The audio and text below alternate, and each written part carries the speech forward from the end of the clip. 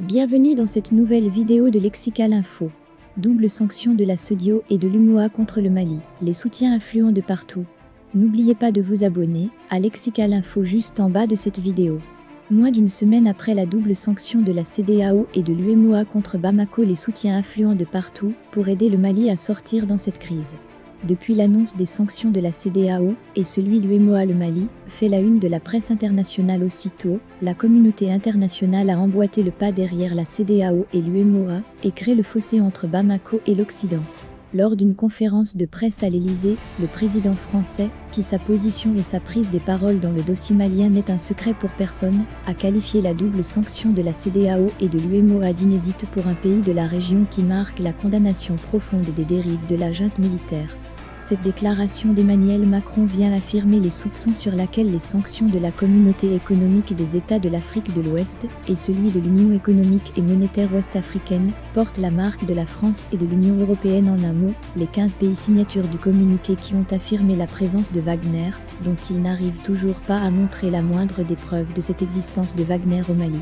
Selon plusieurs observateurs, c'est ça qui explique ce vent de la communauté internationale contre la junte militaire.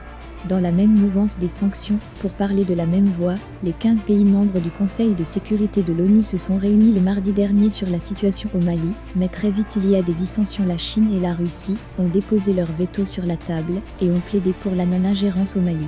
Dans une vidéo, l'ambassadeur russe à l'ONU a affirmé qu'il serait irresponsable, dans les circonstances actuelles, de laisser le Mali s'en remettre à son destin, qui rencontre déjà bien des difficultés, qui pourraient encore faire dégénérer la situation pour la population civile.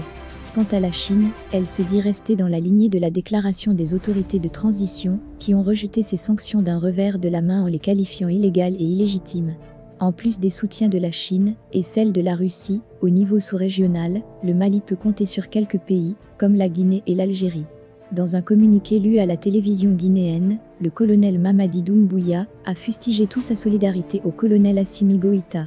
Les frontières aériennes et terrestres resteront ouvertes avec le Mali, conformément à la vision panafricaniste de la Guinée, a indiqué le dit communiqué. L'Algérie d'Abdelmadjid Tebboune, dans un communiqué, se dit aussi disponible à aider le Mali à la mise en place d'un plan de sortie de crise qui tienne compte aussi bien des exigences internationales que des aspirations légitimes du peuple malien. Merci pour votre aimable attention et n'oubliez pas d'activer la cloche de notification pour recevoir les prochaines informations.